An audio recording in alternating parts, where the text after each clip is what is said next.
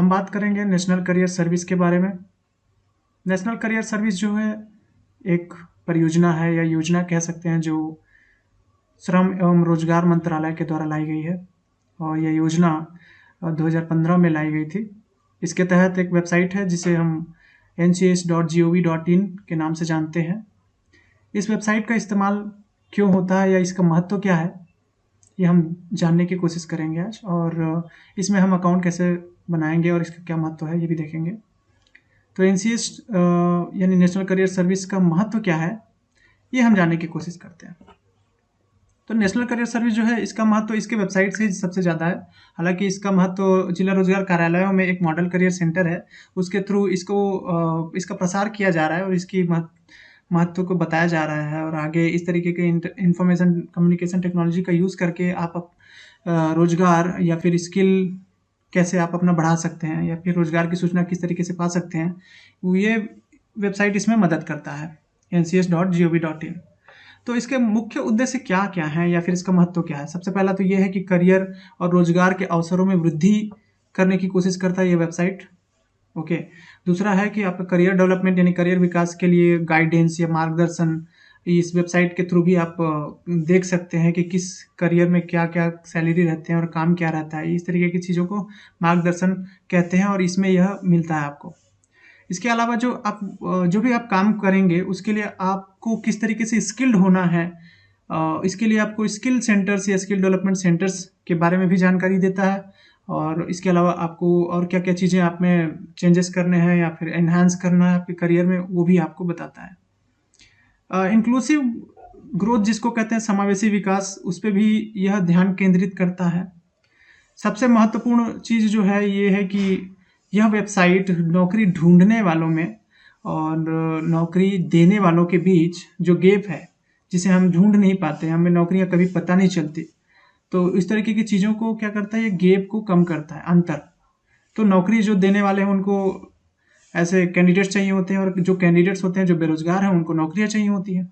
तो कई बार ये सूचना के अभाव में चीज़ें पता नहीं चल पाती। तो इस तरीके से ये सूचना का यूज़ करके या सूचना का इस्तेमाल करके दोनों के बीच को गैप को कम करता है।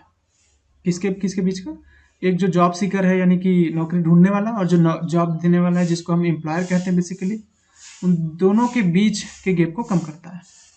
तो ये इसका मुख्य उद्देश्य है। इसके अलावा इसमें करियर काउंसलर्स भी हैं, वेबसाइट्स जिसमें ये रजिस्टर्ड है करियर काउंसलर्स। अब हम देखते हैं कि जॉब सर्च कैसे किया जाता है बिना रजिस्ट्रेशन के। अगर आप जॉब सर्च की बात करें तो बिना रजिस्ट्रेशन के जॉब एक सर्च तो कर सकते हैं। और इसके अलावा इवेंट्स एंड जॉब फेयर्स आपके ज़िले के आसपास जो होते हैं, कोई भी रोजगार मेला, उसे आप यहाँ पे व्यू ऑल में जाके अपना स्टेट सिलेक्ट करके देख सकते हैं कि आने वाले समय में किस किस तिथि पे कहाँ कहाँ रोजगार मेला होने हैं। ओके, तो ये यहाँ से आपको इन्फॉर्मेशन टेक्नोलॉजी के माध्यम से पता चल जाएगा। ओके, तो अब ये देखते हैं बिना रजिस्ट्रेशन के पहले हम एक कोई जॉब सर्च करने की कोशिश करते हैं। जैसे मैं यहाँ पे टाइप कर देता हूँ और इसमें कोई एक कीवर्ड सर्च करूँगा जहाँ पे आप इस स्टेट या फिर दिया हुआ है। मैं डिलीवरी बॉय सर्च करता हूँ, डिलीवरी बॉय सर्च करता हूँ और मैं स्टेट में छत्तीसगढ़ ले लेता हूँ, छत्तीसगढ़ लिख लेता हूँ स्टेट की तरह,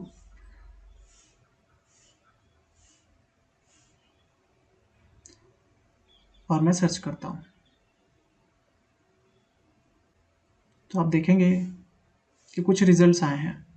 डिलीवरी बॉय सबसे पहला आया गया, देखिए डिलीवरी बॉय कीवर्ड मैंने सर्च किया तो ये कुछ रिजल्ट आए हुए हैं। कोंडागांव छत्तीसगढ़ के लिए दिखा रहा है बेसिकली। अब आप इस पर क्लिक करके सारी वैकेंसी की डिटेल्स देख सकते हैं। ये एम्प्लॉयर ने पोस्ट किया हुआ है जॉब, उसके एम्प्लॉयर का नाम आप देख सकते हैं। क्लिक करेंगे तो यहाँ पे सारी डिटेल्स दिखती हैं, इसकी जॉब आईडी, सैलरी कितनी है, नंबर ऑफ ओपनिंग्स कितनी है, कंपनी का नाम क्या है, लोकेशन क्या है, उसका काम क्या रहेगा, क्वालिफिकेशन क्या है, इस लोकेशन, फिर कीवर्ड्स क्या क्या हैं उसमें होनी चाहिए, इतनी सैलरी रहेगी, मेल, नंबर ऑफ ओपनिंग्स, फिर किसने अप्लाई किया हुआ है। उसमें अप्लाई तब कर सकते हैं जब आप रजिस्ट्रेशन ऑलरेडी कर चुके हैं, एक जॉब सीकर की तरह। ठीक है, तो ये एक एग्जांपल के तौर पे था कि आप कैसे सर्च कर सकते हैं जॉब। ओके, तो यहाँ पे कीवर्ड को हटाकर मान के चलो मैं कोई सिटी में कीवर्ड डाल देता है कोंडागांव, तो कोंडागांव अगर मैं सर्च करता हूँ या फिर लोकेशन वाइज भी सर्च करते हैं तो देखो बहुत सारे ऑप्शंस आ रहे हैं। सबसे पहले ये आ गया दूसरा, ठीक है। ये सभी लोग लोकेशन दिखा रहे हैं कोंडागांव। कुछ कुछ जो वैकेंसीज हैं वो जॉब फेयर में ये एम्प्लॉयर्स आए थे, इसलिए वो कीवर्ड डाला गया था कोंडागांव, कि ताकि कोंडागांव में जो भी लोग आए जॉब रोजगार मेला में, वो उनको पता चले कि ये वैकेंसीज हैं ऑनलाइन, अगर आप देख के आते हैं तो। ठीक है, रिसेप्शनिस्ट का है, लोकेशन रायपुर दिया हुआ है। Computer operator Raipur, assembly line operator all India, delivery boy फिर से यहाँ पे है Raipur Kondagaon Chhattisgarh. Okay, so sales representative है, पैकर है। ओके, दूसरे पेज में भी एक और वैकेंसीज हैं जिसमें देख सकते हैं। एनीवेज, तो इसे हम स्किप करके अब हम आगे देखेंगे कि रजिस्ट्रेशन कैसे कर सकते हैं।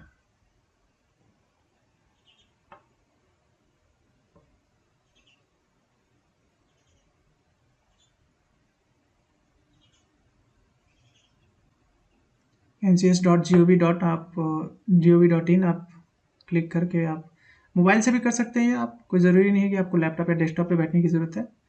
तो रजिस्टर पे क्लिक करेंगे तो यहाँ पे आप ध्यान रखें कि अगर आप नौकरी ढूंढने वाले हैं तो एक जॉब सीकर की तरह ही रजिस्ट्रेशन अपना करें। यहाँ पे यूआईडी यानी यूनिक आइडेंटिफिकेशन अगर आप देखेंगे तो इसमें बहुत सारे ऑप्शन है। अगर आपका मोबाइल नंबर ही केवल आपके पास है, पैन कार्ड है तो पैन कार्ड ले सकते हैं, और अदर्स में बहुत सारे ऑप्शन है जो आपके पास शायद ना हो। उसमें रोजगार पंजीयन नंबर भी है, तो अदर्स में जाके कर सकते हैं। हालांकि आप मोबाइल नंबर आपको याद रहता है हमेशा, तो मोबाइल नंबर चूज़ कर लीजिए, यूआईडी टाइप अपना मोबाइल नंबर यहाँ पे डालें और डेट ऑफ बर्थ करके चेक करें कि ये ऑलरेडी रजिस्टर्ड तो नहीं है ये यूनिक आईडी।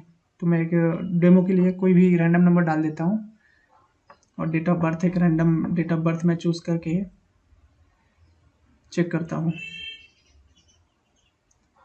तो देखिए ये यूआईडी नंबर अवेलेबल है, पहले से रजिस्टर नहीं है। ओके, फिर से हम यहाँ पे आपका first name, middle name, last name, gender, then state, father's name, highest qualification आपका क्या है, ईमेल आईडी आपका ज़रूर डालें आपके पास है तो। पासवर्ड, पासवर्ड याद रहे कि किस तरीके से पासवर्ड यहाँ पे यूज़ करना है। 8 डिजिट का होना ज़रूरी है, एक कैपिटल लेटर होना है, एक स्मॉल लेटर होना है इंग्लिश में से, और एक नंबर होना ज़रूरी है, और एक स्पेशल कैरेक्टर, जैसे इसमें सब चीज़ दिया हुआ है। मिनिमम 8 कैरेक्टर्स का पासवर्ड होना चाहिए, और दोनों आप पासवर्ड को कंफर्म करेंगे दूसरी तरीके से।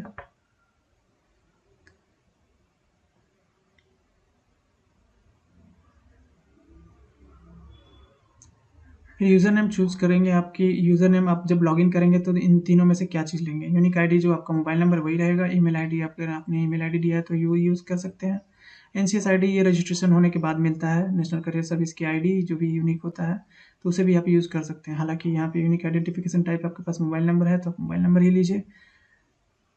एम्प्लॉयमेंट स्टेटस आपको अनएम्प्लॉयड डालना है क्योंकि आप नौकरी की तलाश में हैं। ऊपर सभी जो ऑप्शन हैं, ये सारे ऑप्शन जो दिख रहे हैं आपका, apprentice, act, non act, then regular, temporary, regular, full time, part time, ये सारे ऑप्शन है। सेल्फ एम्प्लॉयड, ये अगर आप कुछ कर रहे हैं तो उसके लिए है। तो बेहतर होगा कि अगर आप अनएम्प्लॉयड चुनेंगे तो सही रहेगा।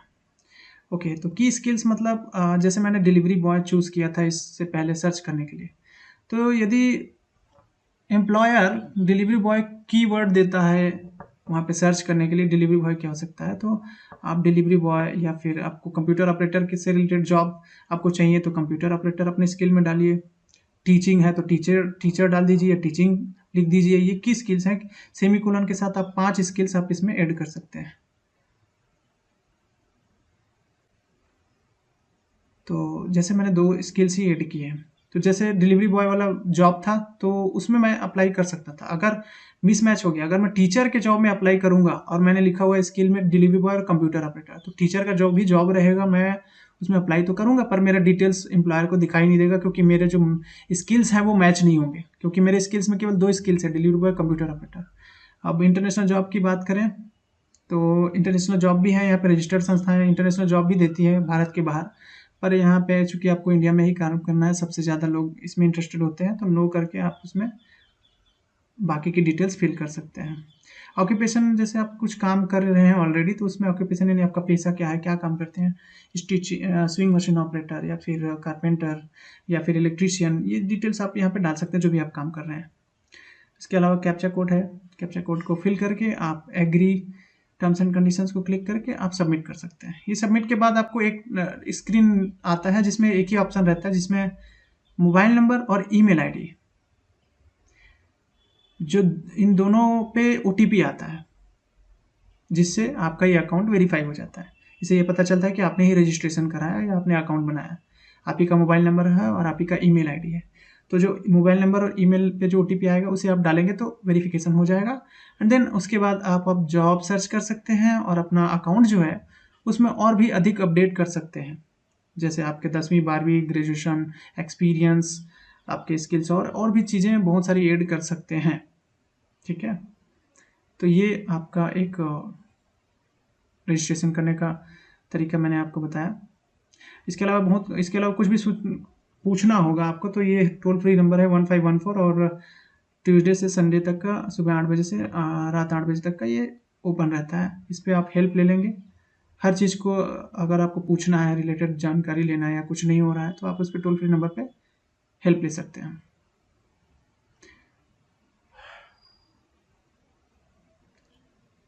ओके,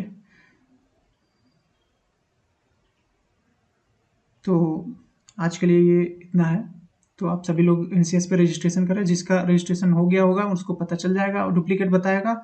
और अगर डुप्लीकेट बताएगा तो आपको क्या करना है, पासवर्ड रिसेट का ऑप्शन आपका अपनाना है। जैसे यहाँ पे जाएंगे तो फॉरगॉट पासवर्ड पे क्लिक करेंगे और अपना मोबाइल नंबर या फिर रोजगार पंजीयन का जो नंबर है वो डालकर आगे बढ़ेंगे तो आपके मोबाइल नंबर पे ओटीपी आएगा। इस तरीके से नया पासवर्ड आप सेट करके लॉगिन कर सकते हैं। और अगर तब भी ना कुछ पता चले तो जहाँ जिला रोजगार कार्यालय आपके जिले में है वहाँ पे आप संपर्क कर सकते हैं। Thank you.